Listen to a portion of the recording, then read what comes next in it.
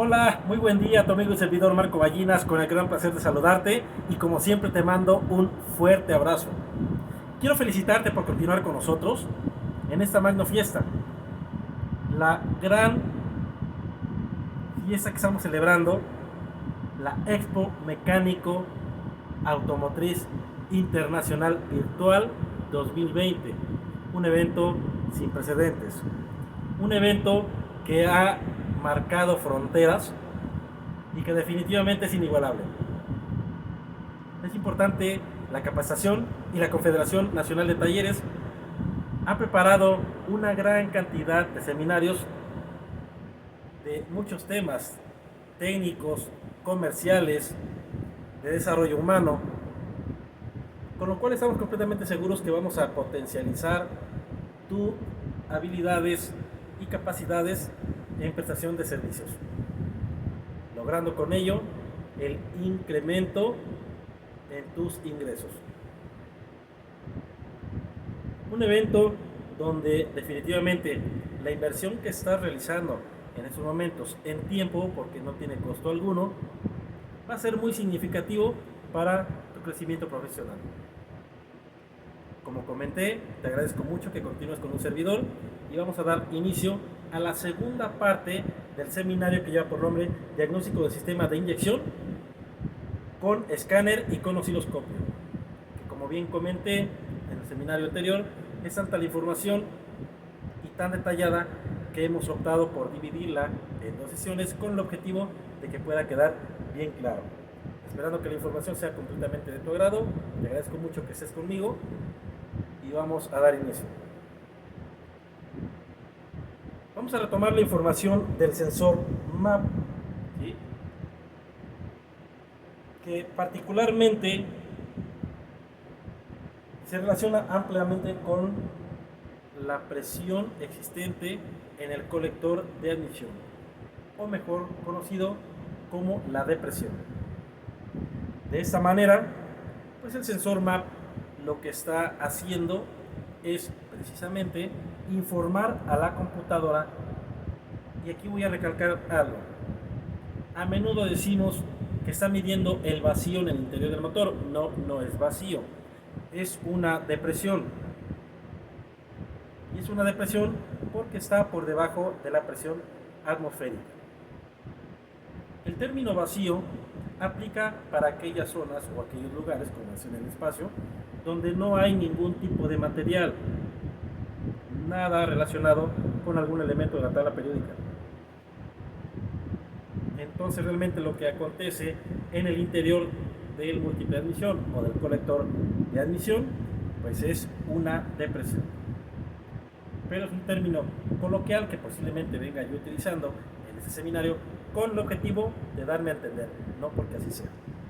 Entonces realmente el sensor MAP lo que está haciendo es informar a la computadora sobre esa depresión existente cuando el motor se encuentra en ralentí y que no hay aceleración, porque recuerda que se cierra la mariposa de aceleración, entonces se divide la presión atmosférica de la creación de una depresión. El sensor MAP forma parte de la familia de los piezoresistivos, y estos sensores operan bajo un principio electrónico que denominamos puente Winston. Esto es el puente Winston. En el interior del sensor, bueno, vamos a encontrar un material piezoresistivo a través del cual va a sufrir en función de variaciones de la depresión y del alcance de la presión atmosférica cuando el motor entra a una aceleración total, comenté, va a sufrir una variación de resistencia. Cada una de estas resistencias son fijas. Eso se encuentra en el interior del computador o de la unidad de control. Esto es el sensor, el cual en el momento en el que hay una aceleración, bueno, pues su elemento piezoresistivo sufre una variación de tal forma que varía su valor óhmico, y de acuerdo a la ley de Ohm, pues hay un valor de referencia variable que va a ir desde un valor bajo hasta un valor alto. Para eso es muy importante que conozcas valores. Ejemplo, tenemos aquí, reitero, un término muy coloquial: vacío existente en el interior del motor, y puntualizo, es la depresión, pero así lo marca la literatura, no es una cuestión mía, pero sí puntualizo en ello. Tensión en relación a lo que está monitoreando el sensor vinculado a la depresión en el colector de emisión. Y por otro lado, en el caso de que sea un combinado, pues entonces también vamos a tener valores en los cuales, en función del cambio de temperatura del aire, también vamos a tener una variación de tensión.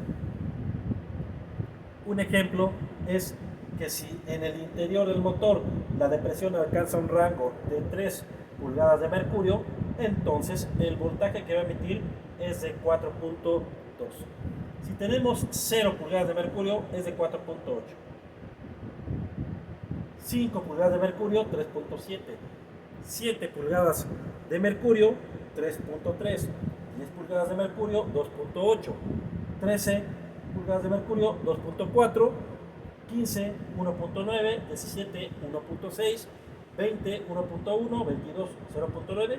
Y 25, 0.5 volts, con una holgura de rango de tolerancia del 10%, más o menos. Si tú observas, hay valores 0.5 y 4.8, donde la computadora, si se alcanzan valores bajos, 0.3 o 5 volts, en automático la computadora lo identifica como esa parte del sensor que está desconectada o que está dañada, y en automático te va a ofrecer un código de falla. Si es un sensor combinado, bueno, de entrada la característica es que es de 4 pines. ¿Por qué? Porque el material piezoresistivo va a operar con 3 alimentaciones: 0 volts, bueno, con 2, 5 volts, 3 pines, y el tercero, que por lo regular o cotidianamente puede ser el del medio, siendo de 3 pines, es el de señal o referencia. Pero cuando tenemos un sensor ya combinado, particularmente vamos a encontrar 4 pines. ¿Por qué? Porque uno es de 0 volts, uno es de salida de señal de temperatura del aire, otro es de 5 volts que alimenta a ambos sensores, y finalmente vamos a tener un hilo que va a estar emitiendo la señal de presión en el colector de admisión. Hablando en términos de temperatura, entonces a 0 grados centígrados tendríamos un voltaje promedio de 3.8, a 10 grados centígrados 3.3, a 20 3 volts, con un rango a 30 2.2, a 40 2 volts, a 50 1.4, y así sucesivamente, 60, 70, 80, 90, 100, 0.3 hasta 0.1 volt. Es importante ese tipo de información por la situación de que cuando tenemos un código de falla, pues inmediatamente lo más ideal que se aconseja dentro de un procedimiento diagnóstico es que puedas realizar un análisis de su comportamiento en pulgadas de mercurio, en temperatura, en relación a la tabla que te acabo de presentar. Aquí viene la parte del diagnóstico con el osciloscopio. Cuando un sensor se encuentra operando bajo las condiciones de marcha mínima o ralentí en el vehículo, bueno, pues entonces vamos a tener un promedio.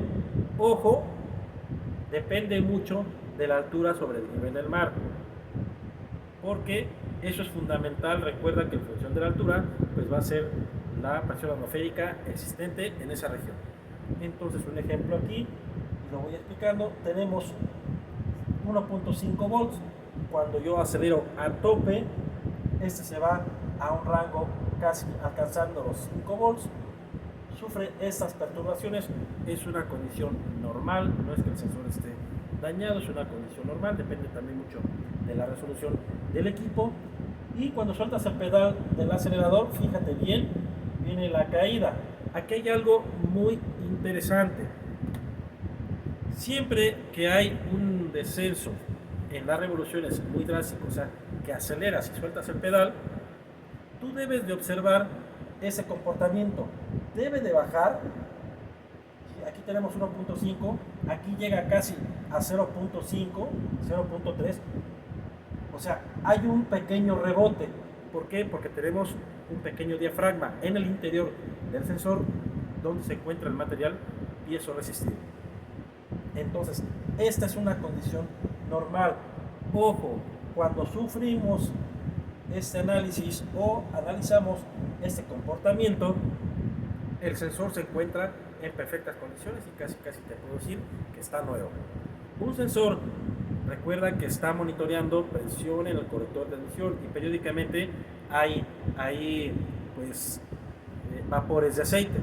Ese vapor de aceite en ocasiones se va al interior del sensor y decimos que tiende a agarrotarse o a quedarse muy sólido, endurecerse.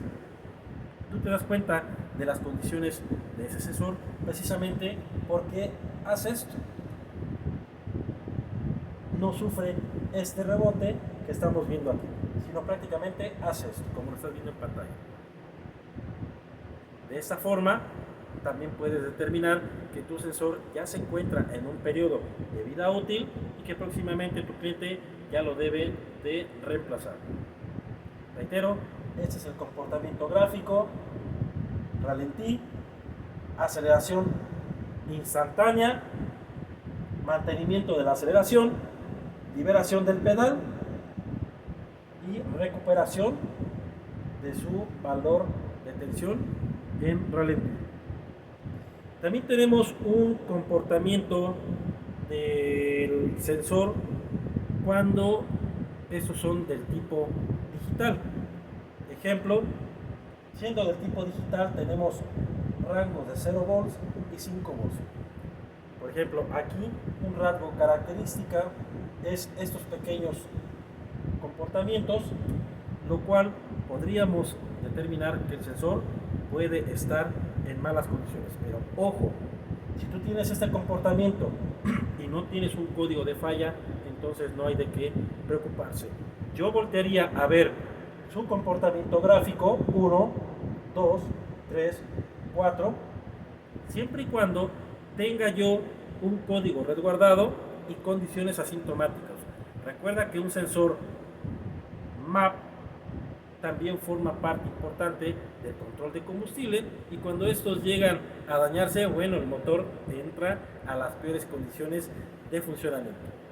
¿Queda claro? Los sensores MAP en algunos casos puedes tenerlos al alcance del técnico, claro está, o en algunos casos también puedes no encontrarlo. Eso depende mucho del vehículo, de la marca, de la cilindrada, porque como bien sabemos hay vehículos los cuales están pues muy protegidos de plásticos, cubiertas, felpas.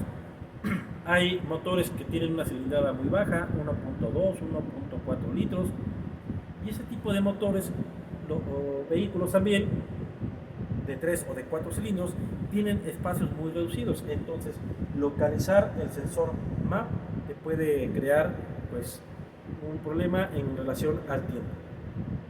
¿Cuáles son las condiciones de falla del sensor MAP? Pues son enteramente muy similares a las del sensor MAF, masa del flujo de aire. Tarda en arrancar, explosiones como si estuviera un diente brincado, humo negro, alto consumo de combustible, olor a picante, emisiones contaminantes y en algunos casos inclusive hasta el mismo catalizador se llega a poner al rojo vivo porque hay gran cantidad de combustible que se está quemando en su interior. Entramos ahora al sensor de temperatura del motor.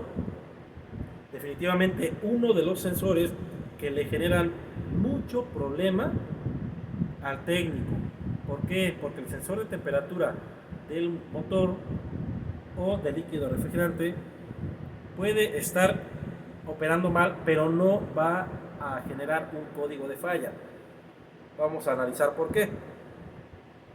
¿Qué hace el sensor de temperatura del refrigerante? Pues claro está, informar a la computadora sobre el cambio o la evolución térmica que sufre en ascenso o en descenso el interior del motor. Particularmente hablando de líquido refrigerante. ¿Quieres que tu cliente se meta periódicamente en problemas con la temperatura de su vehículo? Pues que le ponga agua. No es muy recomendable. El líquido refrigerante pues tiene ciertas características y composición química que protege el sistema. Un vehículo que utiliza líquido refrigerante puede ser un automóvil que alcance un kilometraje extremadamente elevado y nunca genere u ofrezca cuestiones asintomáticas por calentamiento. No por parte del sistema mecánico e hidráulico. ¿Por qué mecánico? Porque el líquido refrigerante también está protegiendo los elementos mecánicos. La bomba de líquido refrigerante, el termostato, independientemente que sea mecánico o que sea electrónico, todas las galerías, el interior del motor, el sensor de temperatura del motor, el radiador, el intercambiador térmico y en algunos casos pues el bulbo del motor ventilador. Un sensor ST ahora pues al igual que todos forma parte de una familia, los termistores, y se caracterizan por ser NTC. ¿A qué me refiero que son NTC? Bueno, pues que prácticamente van a estar variando su resistencia. Internamente van a tener un elemento de medición, un termistor, y decimos que es NTC porque por sus siglas en inglés significa que es de coeficiente térmico negativo. Y cuando decimos que es de coeficiente térmico negativo, significa que si la temperatura del motor es baja, la resistencia en el sensor es muy alta. Y enseguida te explico lo siguiente, lo que es el PVC, presencia de voltaje en cable. Ahora, ¿qué pasa con el interior del motor? Que la temperatura se incrementa, entonces la resistencia va a disminuir y también sufre un cambio, el famosísimo PVC, que es la presencia de voltaje en cable. Vamos a continuación a decir cuál es ese hilo o ese cable.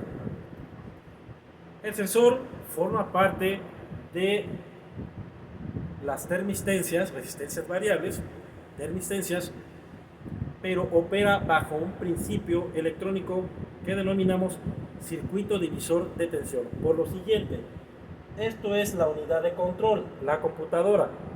La computadora internamente va a alimentar al sensor, esto es el sensor, va a alimentar al sensor a través de dos hilos. Uno, el cual tendríamos 5 volts siempre y cuando el sensor esté desconectado, o sea, su conector esté expuesto. Y otro hilo a través del cual le va a alimentar con 0 volts. Debe ser un circuito cerrado directamente a la unidad de control para que a través de la ley de Ohm esté monitoreando todo el circuito, tanto los hilos de alimentación, positivo, negativo o alimentación de 5 volts, los 0 volts y al mismo tiempo el sensor. Pero ojo, ¿por qué circuito divisor de tensión? Porque en su interior la computadora tiene una resistencia que yo la denomino R1 y vamos a decir que esa resistencia a lo mejor tenga 1000 ohms. La unidad de control a través de uno de los pines de la computadora alimenta al sensor. Entonces cuando conectamos el sensor, en automático hay una derivación de tensión y da por resultado que los 5 volts ahora no se mantengan en 5 volts. Pueda tener 3.1, 3.5, 2.9, dependiendo la temperatura del motor, y enseguida te lo voy a explicar. De tal forma que ahora te comparto lo siguiente. Esto ya mencioné, es el sensor, el que va en el motor, que tiene contacto directamente con el líquido refrigerante de 2 pines y que es de coeficiente térmico negativo. Y esto lo reitero nuevamente por lo siguiente, porque si la temperatura del motor es muy baja, la resistencia es muy alta. Es como una puertita. Pasa muy poco o pasa nada el voltaje. A medida que la temperatura del motor se va incrementando, ¿qué ocurre? La resistencia va variando, va disminuyendo. ¿Y qué pasa con el voltaje? Pues sufre, como dice aquí, una caída de tensión. ¿Cuáles son los síntomas más comunes cuando un sensor está dañado? Bueno, primero, puede que el motor no arranque. Segundo, retardo en el encendido. Tercero, explosiones por el escape. Consumo de combustible, pérdida de potencia, olor a picante, olor a combustible crudo. En frío arranca bien y en caliente se apaga, y viceversa. En frío arranca errático y en caliente se estabiliza. ¿Queda claro? Es importante recalcar también que, de acuerdo a las unidades de diagnóstico, te puede dar las unidades en grados Fahrenheit o en grados centígrados. En algunas regiones se estila mucho la interpretación de los grados Fahrenheit. Y si tú te relacionas mucho con ese valor o con la unidad más bien, pues por ende vas a poder identificar la temperatura. Aquí en México nos involucramos y nos relacionamos más con los grados Celsius o los grados centígrados. De tal manera que te voy a explicar cómo, para obtener grados centígrados, qué debes de utilizar, las variables que son constantes, para poder convertir de grados Fahrenheit a grados centígrados. Ejemplo, tenemos que grados Fahrenheit 183, la constante, porque periódicamente me preguntan, bueno, ¿y por qué menos 32? Es una constante, al igual que entre 1.8. Son constantes, esas no cambian. ¿De dónde salen? No lo sé, son constantes. No las estoy inventando yo. 183 menos 32 igual a 151. 151 entre 1.8, entonces este motor tiene un rango de 83.8 grados centígrados. Reitero, grados Fahrenheit menos 32. El resultado lo divides entre 1.8 y en automático tiene la conversión a grados centígrados. Esa tabla te invito a que la analices, no la vas a encontrar en ningún lado, la realidad. Es una tabla que muestra el comportamiento del principio de funcionamiento del sensor con varias variables. Valga lo redundante. Tenemos lo siguiente: por una parte, en el eje de las Y, resistencia, que en este caso ese sensor alcanza hasta 110.000 ohms y va disminuyendo hasta un valor de 5.000 ohms. 5, 10, 15, 20, 25, 30, 35, 40 y así hasta llegar a 110.000 ohms. En el eje de las X ahora tenemos la temperatura, que va desde 0 ohms hasta 96, 98 grados centígrados. Esto es la temperatura en el interior del motor. Ahora, de este lado, hace rato hablaba yo del PVC, presencia de voltaje en cable. ¿Qué significa? El valor de tensión que va a tener el sensor dependiendo de la temperatura, y que tú lo puedes medir en el hilo, que explico lo siguiente. Si el sensor está desconectado, ese hilo es el cable de 5 volts o alimentación de 5 volts. Pero si tú lo conectas, ese hilo ahora recibe el nombre de hilo o cable de referencia. Voy a regresar la slide para referir lo siguiente.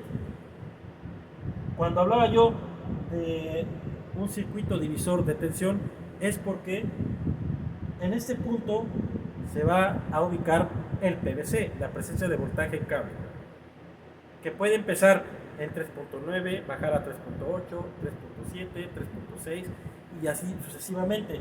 Y aquí tenemos una zona de evaluación en el interior de la unidad de control, o sea, que la computadora va a identificar la temperatura en el motor por la situación, fíjate bien, por la situación de la presencia de voltaje en el hilo que era de alimentación. Entonces, aquí te muestro el comportamiento de la caída de tensión en relación al incremento de la temperatura. Y por otro lado, en la parte superior, nuevamente, tengo voltaje 1.5, 2, 2.5, 3, 3.5. Vamos a analizar el principio de funcionamiento del sensor y el comportamiento del sistema de inyección. El tema está interesante, vamos a explicarlo. Y lógicamente, para poder entender qué pasa con toda la operación electrónica, pues intenté expresar las siguientes variables que a continuación pues voy definiendo una a una. Fíjate bien, tenemos temperatura en el motor baja 10 grados centígrados. Por tal motivo, la resistencia, acuérdate que es un NTC, temperatura baja, resistencia alta, es muy elevada.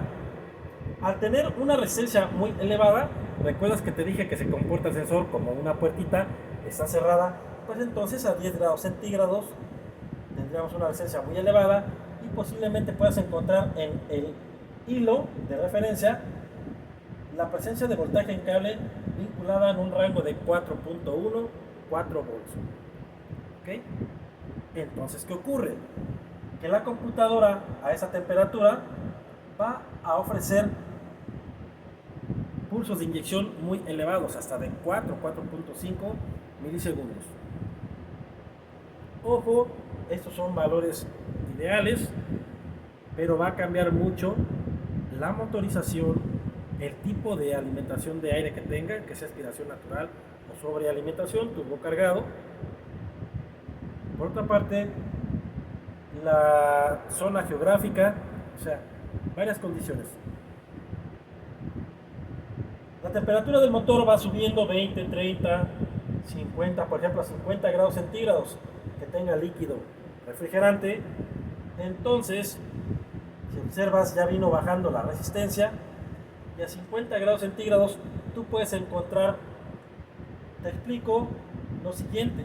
Aquí tengo 2.4 porque obvio por la pantalla se ve poco. Voy a ser más detallista con la información. Ya mencioné que tengo aquí 5000 ohms, 10, 15, 20, 25, 30 hasta 110.000. La temperatura del motor tengo 5, 10, 15, 20, 25, 30, 35, 40, 45, 50, 55, 60, 65, 70, 75, 80, 85, 90 y 95 grados centígrados. La presencia de voltaje en cable la tengo desde 4.5. Reitero, aun cuando no lo veas, te lo estoy explicando. 4.5, 4.4, .3, .2, .1, 4.0, 3.9, 8, 7, 6, 5, 4, 3, 2, 1, 3.0, 2.9, .8, 7, 6, 5, 4, 3, 2, 1, 2.0, 1.9, .8, 1.7, .6, 5, 4, 3, 2, 1, 1.0, 0.9, 0.8, 0.7 y 0.6. Y los pulsos de inyección van desde un pulso muy alto, 3.5, 3.0, 2.5, 2.0, y ya cuando el motor alcanza su temperatura normal de trabajo, ojo, ahí vamos a tener una regulación entre 1.5, 2.5, 2.0, 1.5. La computadora va a estar jugando con el tiempo de apertura de los inyectores en función del tiempo de encendido también. Entonces, así es como lo estamos interpretando. Lo que quiero darte a notar es que en función del incremento de temperatura, la resistencia va disminuyendo y por ende el voltaje de referencia va a ir bajando. De tal forma que una de las maneras más adecuadas para poder diagnosticar un sensor de temperatura del líquido refrigerante o del motor, pues es ya sea a través de la unidad de diagnóstico o en su defecto también con un multímetro en la escala de volts directamente al sensor, y debes de ir observando que el voltaje va a ir cayendo en función del incremento de la temperatura. Y por otra parte, pues vas a ir notando que los pulsos de inyección van a ir variando en función también del incremento, ya lo mencioné, de la temperatura. Voy a preparar un material, un video, el cual lo que hago es engañar a la computadora. Pongo un potenciómetro, desconecto el sensor ST y pongo un potenciómetro con el objetivo de mostrarte cómo a través de ese potenciómetro estoy jugando con el valor de resistencia, y de esta forma la computadora registra cambios en el equipo de diagnóstico, que en este caso lo voy a hacer con un escáner de la marca Electronic, el CJ4R, que también me da multigráficos, y de esta manera pues podemos visualizar cómo se está comportando. Voy a preparar el material y la siguiente pantalla pues ya será la del video. Enseguida estoy contigo. Ya tenemos dispuesto el material en video y lo voy a ir explicando, porque lo único que se va a escuchar es el ruido del motor, no tiene audio. Lo voy a ir parando para ir explicando qué es lo que está pasando con el equipo y qué es lo que estoy haciendo. Vamos a dar inicio. En este caso tú puedes observar un valor ST menos 40 grados centígrados. Un comportamiento gráfico pues tengo desde menos 20 hasta 300 grados, Fahrenheit. No son centígrados. Aquí tengo menos 40 grados Fahrenheit. La costumbre de, como comentaba hace un rato, que nos relacionamos aquí en México con los grados Fahrenheit. Pero el equipo me ofrece la unidad en grados Fahrenheit. Entonces, yo con este valor, fíjense bien, me puedo dar cuenta que el sensor esté desconectado. Ojo, los equipos te pueden dar un dato de menos 40 o también de 200, 380 grados Fahrenheit. ¿Por qué? Porque un sensor desconectado o abierto siempre se va a ir a los umbrales tope, ya sea más o menos. Entonces, vamos a continuar viendo el material.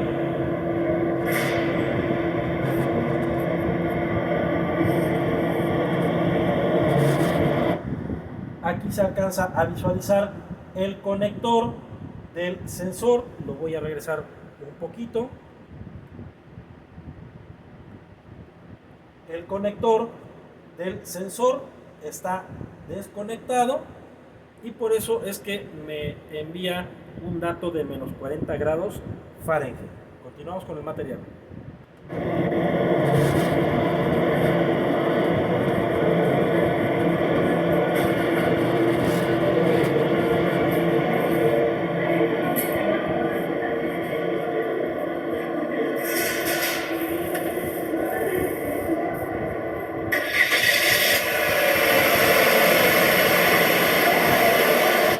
Fue notorio, di marcha al motor, y como una estrategia de seguridad tú puedes darte cuenta que el sensor está desconectado o abierto, porque mencioné como estrategia de seguridad o un modo de gradado o de seguridad, la computadora va a disparar los ventiladores. Vamos a escucharlos.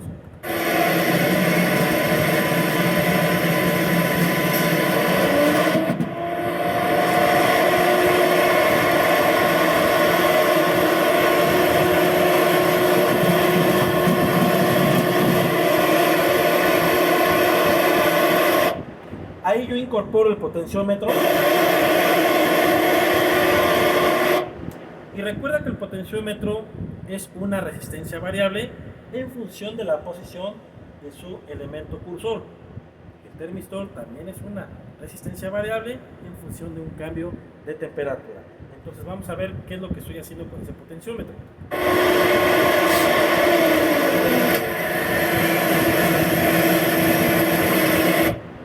Cuando yo lo conecté, en automático se fue a 32 grados Fahrenheit. ¿sí? Entonces yo empiezo a mover el potenciómetro y lo que estoy haciendo es engañar a la computadora. Le estoy diciendo tu motor está severamente muy caliente o severamente muy frío.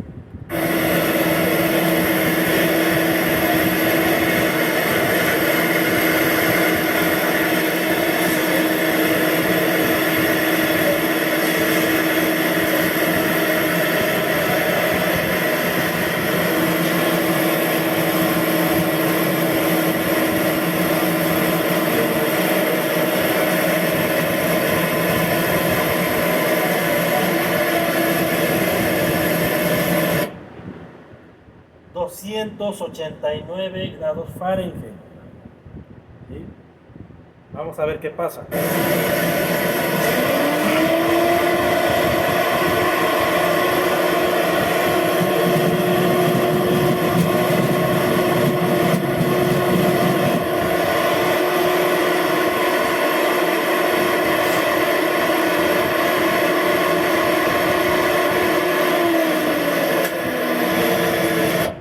Menos 35 grados Fahrenheit.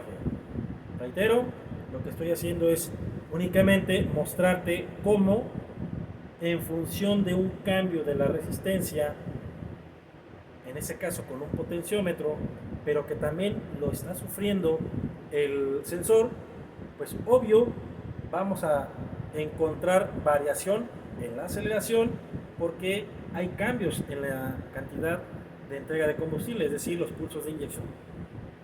Inclusive hay ocasiones en las que se presenta esa condición. El técnico mueve el sensor y se apagan los motores ventiladores. Mueve el sensor y se activan. ¿Por qué? Porque pues, los sensores por dentro también se llegan a dañar, se llegan a desprender. Por eso es que es muy importante utilizar equipo original para poder asegurar tus trabajos y sobre todo que pueda tener un desempeño mucho más óptimo ese sensor. Entonces vamos a continuar.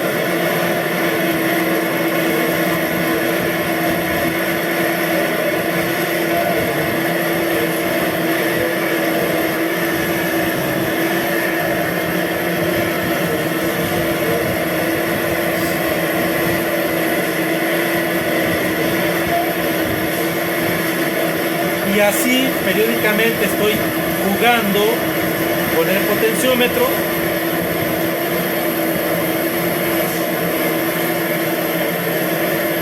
Menos 8 grados centígrados, 111 grados Fahrenheit. Esta inclusive es una herramienta que tú puedes diseñar. Lo único que tienes que hacer es comprar un potenciómetro. Te recomiendo que sea de 1 kilo ohm o de 1000 ohms. Que realices un puente. Recuerda que el potenciómetro tiene 3 pines. Tienes que realizar un puente en 2 de sus terminales. ¿Para qué? Para que te queden 2 pines solos y ahí puedes poner las puntas de un multímetro y te va a servir como una herramienta. ¿Por qué como una herramienta? Porque recordemos que hay algunas marcas que cuando no reciben la información del sensor de temperatura, pues ahora adoptan la estrategia de prohibición de arranque y ya no hay poder humano que lo pueda encender hasta que no reemplazas ese sensor. Entonces tú llegas con tu herramienta de monitoreo y cambio del, ¿por qué de monitoreo? Porque estás detectando que el sensor está dañado y cambio del valor resistivo y de esa forma pues estás diciéndole a la computadora que su motor se encuentra caliente, se encuentra frío y pues bueno, de esta manera ya puedes prácticamente poner a trabajar ese motor. Vamos a continuar con la presentación.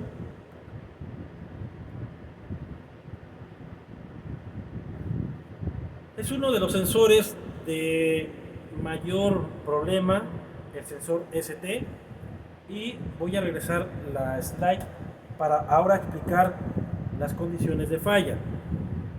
Tengo lo siguiente, porque hace un momento dije, el motor puede arrancar bien en frío y en caliente se apaga, se ahoga. O viceversa, en frío trabaja errático y en caliente trabaja normal. ¿Qué es lo que ocurre? Y aguas, no hay un código de falla, es uno de los sensores que causan mayor problema para diagnosticar y encontrar que ese es la causa del problema, precisamente porque no crea falla. Te voy a explicar por qué. Fallo en frío. O bueno, empezamos con la falla en caliente. El motor se encuentra frío. Aquí está. El valor de resistencia es el adecuado del sensor. ¿Y qué ocurre? La temperatura empieza a incrementar. Entonces los pulsos de inyección están siendo perfectamente bien controlados porque el comportamiento gráfico pues es el adecuado, ¿sí? Recordemos que es directamente proporcional la variación de resistencia. Pero ¿qué es lo que está ocurriendo? Que llega un momento en el que el sensor ya no cambia su valor de resistencia. Vamos a pensar como aquí a los 60 grados centígrados. Entonces la unidad, el motor sigue por el proceso de combustión incrementando la temperatura, pero el sensor se quedó aquí en ese valor de resistencia. La computadora recibe un valor de tensión, vamos a decir 1.6 volts, y con esta información la computadora mantiene los pulsos de inyección altos. ¿Por qué se ahoga? Porque el motor alcanza una temperatura normal de trabajo, los pulsos de inyección deben de ser en promedio 1.5, 2, y la computadora le está ofreciendo 2.5, 3. Por eso es que el motor en caliente se ahoga, huele a combustible no quemado, avienta humo negro, etcétera, etcétera. Ahora viceversa, en frío trabaja mal, la temperatura del motor es baja, pero el sensor se quedó en este valor. O sea, le está diciendo a la computadora que ese motor ya está caliente, 25 grados centígrados, cuando la realidad puede ser que tenga 10. Por tal motivo, a 10 grados centígrados los pulsos de inyección tendrían que ser en promedio 3.5 volts, pero como el sensor se quedó en este valor, le dice a la computadora, este motor ya está caliente, y la computadora ¿qué hace? Envía pulsos de inyección más cortos. Por tal motivo, pues va a tardar en arrancar, el técnico o el cliente tiene que estar acelerando, hay trepidación en el vehículo, no desboca bien. ¿Y qué ocurre? Que una vez que alcanza la temperatura normal donde se encuentra el sensor, en ese valor de resistencia, ahora sí empieza a trabajar eficientemente y se van enfasando todas las variables. La temperatura va bajando, la resistencia va bajando, la presencia de voltaje en cable, y se van controlando también los pulsos de inyección. Es lo que me faltaba mencionar en relación a este sensor. Ahora ya casi estamos por terminar, vamos a hablar del sensor crankshaft, que como bien sabemos es el de posición del cigüeñal, y este sensor, bueno, pues tiene la característica de, en aquel tiempo, hace algunas décadas, muy cotidianamente se utilizaba uno del tipo inductor magnético. En la actualidad ya se están utilizando más los de efecto Hall. ¿Cuál es la diferencia? Que el inductor magnético tiene 2 pines y el de efecto Hall tiene 3. El sensor de posición del cigüeñal pues se encuentra por lo regular frente a un objetivo. Ese objetivo pues puede ser un aro dentado, un aro a través del cual se esté creando la ruptura o el rompimiento de un campo magnético. Y como bien sabemos nosotros, es un fenómeno físico.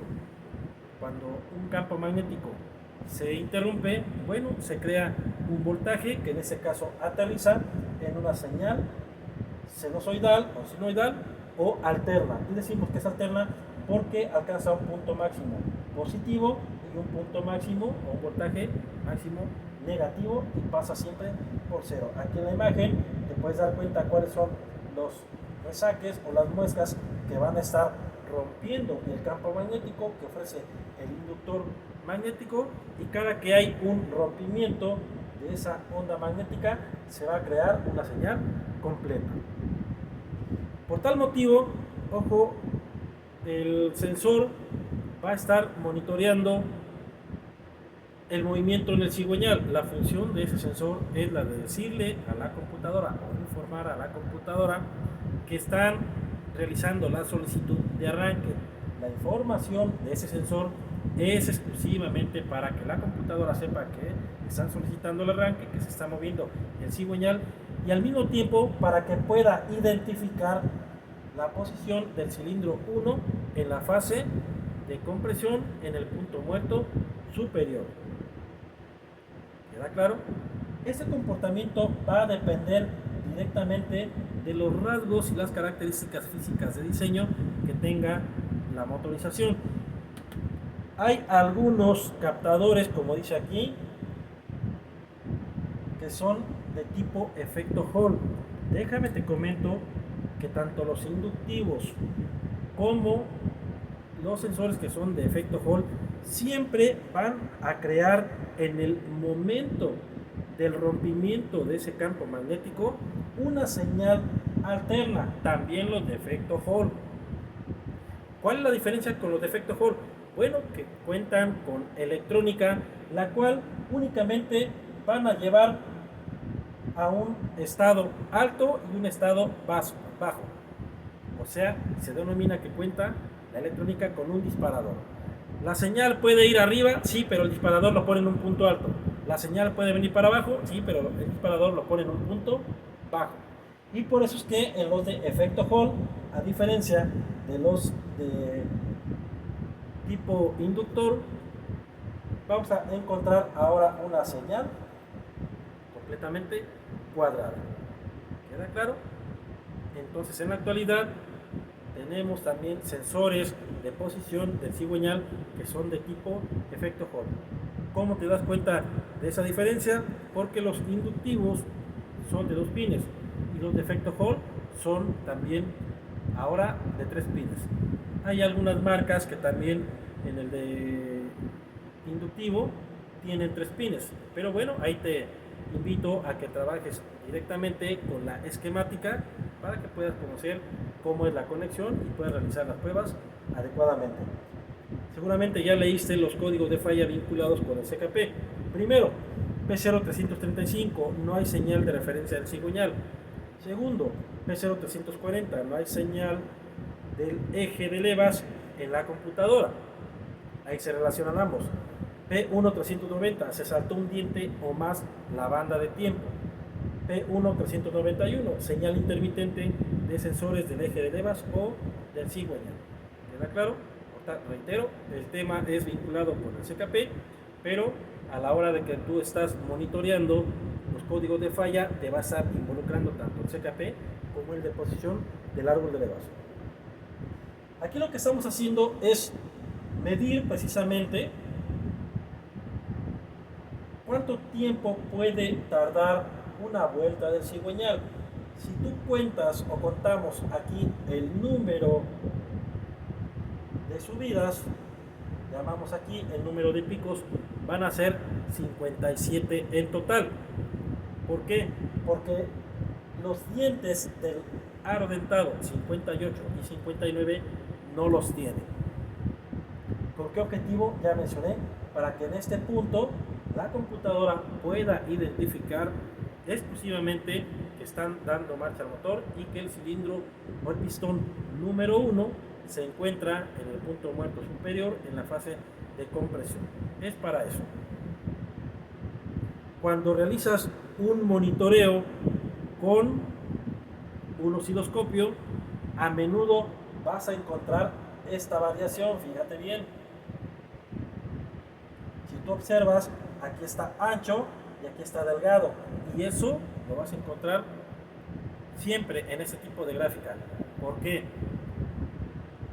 Es increíble darse cuenta que puedes tú monitorear que está trabajando el sensor de oxígeno con el oído.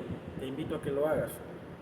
El motor se encuentra frío, tú das marcha al motor, te acercas al motor y vas a escuchar que el motor está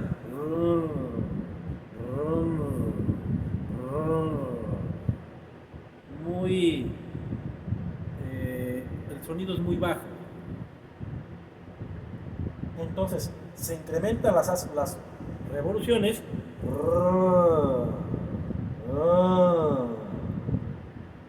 ¿Vale? ¿Por qué relaciono el sensor de oxígeno? Porque cuando el sensor de oxígeno está emitiendo una información de mezcla pobre. ¿Qué ocurre? Que la computadora avienta mayor cantidad de combustible. Y cuando ahora emite una información de mezcla rica, la reduce. Por eso es que el motor se escucha con aceleración y deceleración. O sea, se incrementan un poco las RPM y decrementan. Reitero, este comportamiento es normal. Lo que tú tienes que monitorear precisamente es que sea una condición casi a espejo en todos los dientes y que no haya distorsión en los dientes. Déjame te comento que cuando haces uso del osciloscopio, tú puedes determinar que un diente esté brincado, esté roto, esté golpeado, precisamente por el comportamiento y por otra parte, por el tiempo o el periodo que se está llevando en una vuelta. Ahí estás viendo números, vamos a ver a qué se refiere. Ejemplo, el número 1 indica los dientes que faltan en el aro. Aquí está. ¿Sí? El número 2, amplitud mínima de la tensión de la señal de salida. Amplitud mínima. Y aquí están los dientes. El número 3, amplitud máxima de la tensión. Como que se han movido los números, pero es este punto. Número 4, las reglas de tiempo de rotación, una revolución del cigüeñal entre los dientes que faltan del anillo de captación, etc. Y número 5 indica la velocidad y el tiempo en el que tarda en dar vuelta un cigüeñal. Vamos a continuar con el tema, está muy interesante. Entonces, pues como he expresado, sí es muy necesario el poder interpretar qué es lo que está ocurriendo con ese comportamiento, porque como te acabo de expresar, pues si no tenemos conocimiento, podríamos pensar que el sensor está operando deficientemente y generaríamos gastos a nuestros clientes infructuosos. Aquí te muestro ahora cómo es el comportamiento de un sensor CKP del tipo efecto Hall.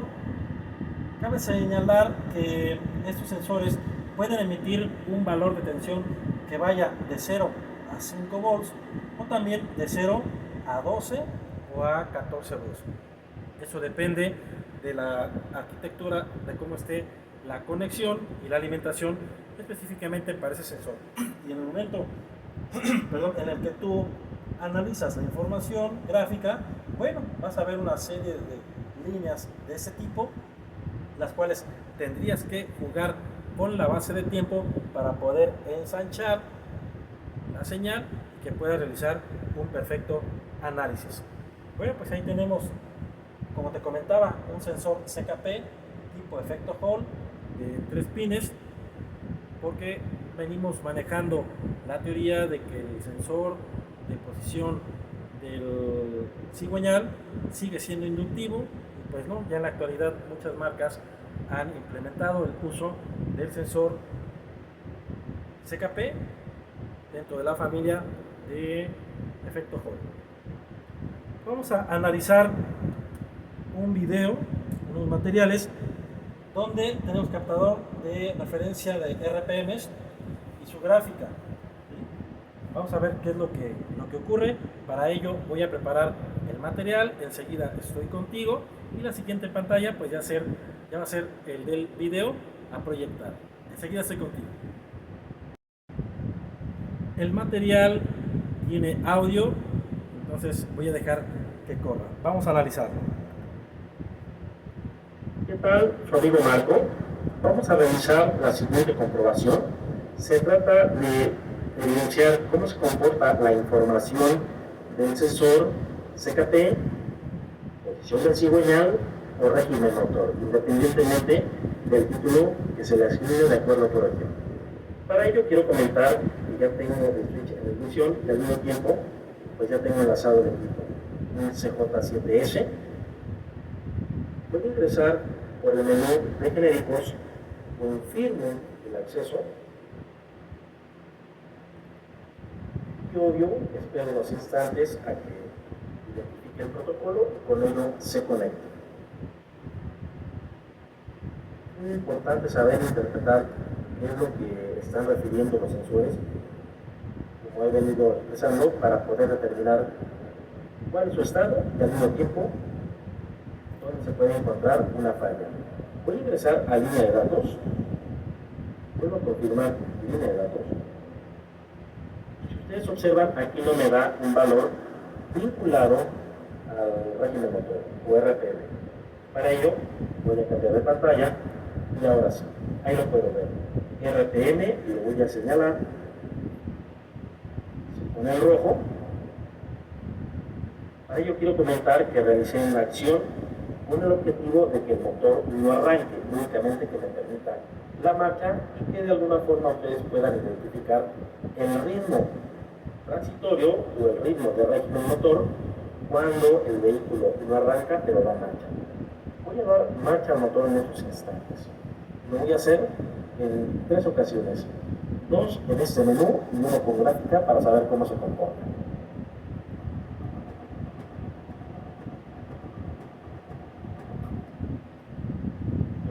...249 revoluciones por minuto.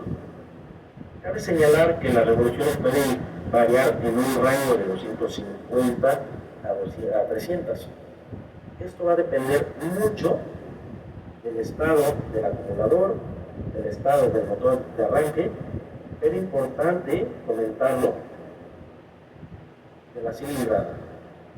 Lo voy a revisar nuevamente, voy a dar marcha.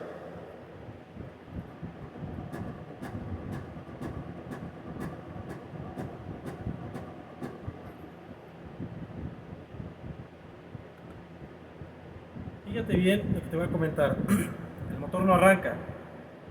Cuando un sensor de posición del cigüeñal está dañado, obvio te va a causar que el motor no arranque, pero tú te vas a dar cuenta porque dando marcha al motor aquí no va a haber un cambio.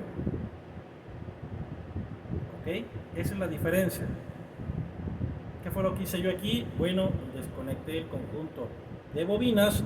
El vehículo o el motor no arranca, pero sí me está registrando las RPM. ¿Por qué? Porque está conectado el sensor de posición del cigüeñal. Vamos a continuar con el material. Si el motor de arranque estuviese en mal estado o el acumulador se estuviese descargando, pues obviamente las revoluciones van a bajar. Ustedes me preguntan, oye Marco, ¿en dónde está realizando la prueba? Creo que el sonido del motor es muy conocido, pero se lo voy a comentar. Es un Chevy 2008 C2, 4 cilindros. ¿Okay? Muy bien, ahora me voy a salir de este menú y me voy a ir a gráfica. Ingreso, como bien comenté, no me va a dar ese dato en la primera pantalla. Voy a la segunda pantalla, la tercera pantalla, y ahora sí, ahí lo encuentro. Lo señalo. Quiero que pongamos atención cómo se está impresionante, de verdad, la imagen que me proyecta, porque es a color con varios tonos, y de esa forma yo puedo determinar e identificar cada uno de los comportamientos. Voy a dar marcha.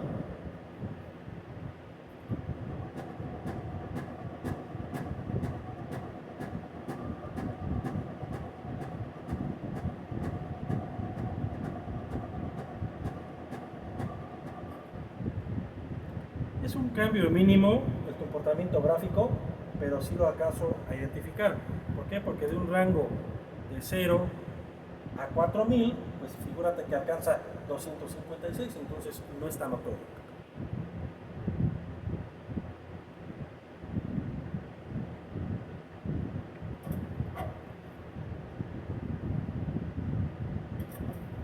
¿Queda claro? Con esto reitero un corto material con el objetivo de que ustedes puedan darse una idea, porque recurrentemente un motor da marcha pero no arranca. Con este procedimiento, bueno, pueden dar inicio a su diagnóstico identificando que el sensor de posición del cigüeñal está emitiendo su referencia. Reitero, no estoy diciendo que sea el diagnóstico adecuado y preciso. No, para ello nos tenemos que remitir también al uso del osciloscopio para obtener un comportamiento gráfico y al mismo tiempo el patrón que me está ofreciendo ese vehículo. Para ello hay plataformas, hay información a través del cual dentro de la literatura nos ofrece la posibilidad de poder llevar a cabo una comparación. Les mando un fuerte abrazo, vamos a continuar con la presentación. Gracias. Bueno, pues como mencioné ahí, vamos a continuar con la presentación. Síntomas de falla del sensor CKP. Bueno, vamos a verlos porque son muy interesantes. Entonces, tenemos síntomas de falla del sensor: no arranca, abierto, desconectado, etc. Tarda en arrancar, realiza una parada al vehículo y se apaga. Sobre todo, hay ocasiones en las que se llega a aflojar su tornillo. Consumo de combustible. Por otra parte, en conducción se puede apagar el motor y volver a arrancar. Vamos a, ya por último, hablar brevemente del sensor camshaft, que es el del árbol de levas. El sensor de posición del árbol de levas, pues bien sabemos que cotidianamente es denominado el CAM, por sus siglas en inglés, camshaft, y forma parte de los sensores de la familia de efecto Hall.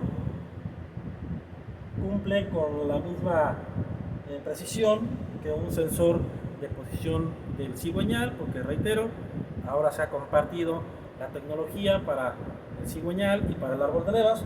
Y como lo puedes notar aquí, pues tenemos un objetivo. Ese objetivo periódicamente es el árbol de levas, de acuerdo a su diseño, y lo que está haciendo el sensor pues es informar sobre las revoluciones.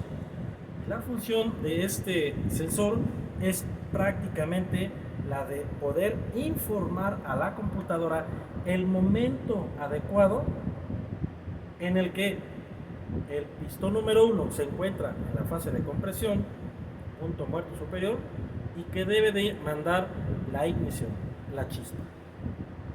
Entonces, son sensores que cotidianamente, ojo, puedes encontrar un nivel de tensión que vaya de 0 a 5, 0 a 5, también que pueda ir de 0 a 14, 0 a 14, o que pueda variar de 0 a 14 y luego bajar a 5, 14, 5, 14. Eso depende de las alimentaciones y cómo esté configurada pues la centralita electrónica del computador. Un análisis de esos sensores precisamente es que tienes que ampliar tu base de tiempo con el objetivo de que puedas observar qué está pasando en estos puntos. No deben ser excesivos. Es una condición normal, pero no deben de ser excesivos. De tal manera que cuando tú observas que hay una distorsión en la gráfica, pues entonces puedes pensar que ese sensor pueda estar flojo, o también, por ejemplo, aquí debe llegar a 5 volts, puede llegar a, estando dañado, a 4.8, y aquí en lugar de bajar a 0, pues que alcance un valor de 0.5, 0.3. Son datos con los cuales tú puedes determinar que el sensor está en pésimas condiciones. Y finalmente, pues bueno, tú puedes notar que de acuerdo a su principio de funcionamiento, pues de acuerdo también a cómo calibres o ajustes tu osciloscopio, pues puedas notar una variante, como aquí tengo un osciloscopio ajustado con un nivel de 0 a 20 y lo que me está midiendo el sensor, el osciloscopio, son 4 volts. ¿Ok? Por otra parte, ahora nota que tenemos nuevamente un ajuste de 0 a 20 volts y que está midiendo un rango promedio de 14 volts. Es importante saber que en la actualidad ya tenemos esas condiciones porque pues se tiene la idea, de acuerdo a la literatura, que el valor máximo de un sensor de posición del árbol de levas puede ser de 0 a 5 volts. Y pues bueno, no es el caso. Aquí te lo estoy mostrando prácticamente con el objetivo de que puedas visualizar ambos rangos de tensión independientemente del tipo de sensor.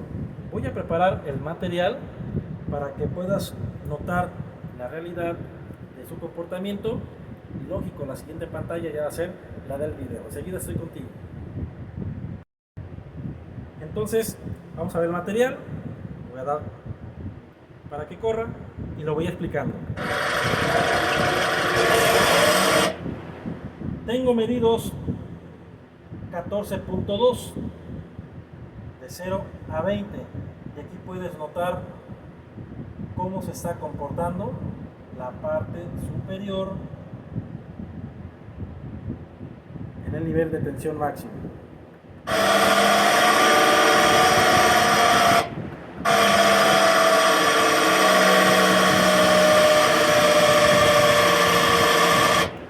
Yo estoy imponiendo un voltímetro, no es un procedimiento normal, pero puedes trabajar con un osciloscopio y al mismo tiempo puedes trabajar con un multímetro en volts y de acuerdo a lo medido 14.1, si el sensor se encuentra en buenas condiciones, pues te va a dar un rango medio.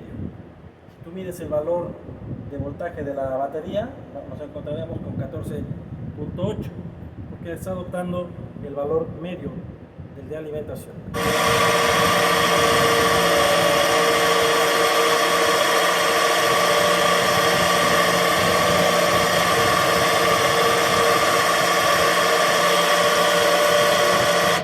En ese sensor no hay perturbaciones aquí, tiene un comportamiento normal, está en perfectas condiciones.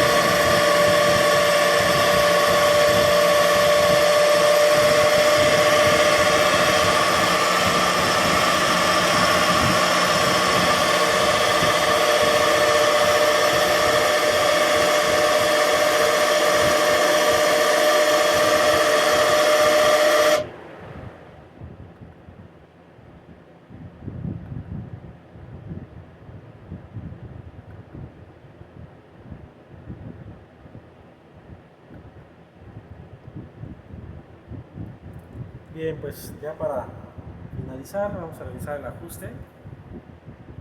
Instantes. Ahí tenemos. Síntomas de falla del sensor CAM: tarda en arrancar, realiza una parada al vehículo y se apaga. Cabe señalar que muchas veces se calienta en exceso, tienes que esperar unos 5 minutos, 10 minutos y arranca. Obvio te da un código de falla vinculado con el sensor y obvio de ahí tú vas a partir para poder determinar su condición. Explosiones y trepidación a velocidad crucero. ¿Queda claro? Bueno, pues mucha la información que tenemos en los seminarios, pues es necesario que te vayas capacitando, que vayas pues comprometiéndote sobre todo con toda la información que se te está otorgando.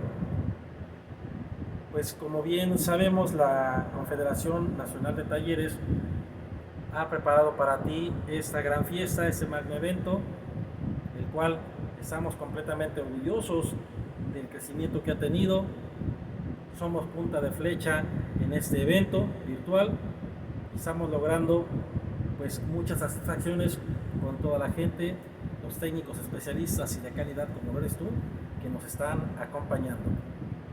En el caso de un servidor, reitero mi puntualidad ante sus solicitudes, muy orgulloso de poder compartir contigo mis conocimientos que de alguna forma pues, estamos contribuyendo al desarrollo de esas capacidades y esas habilidades, potencializando los servicios que ofreces.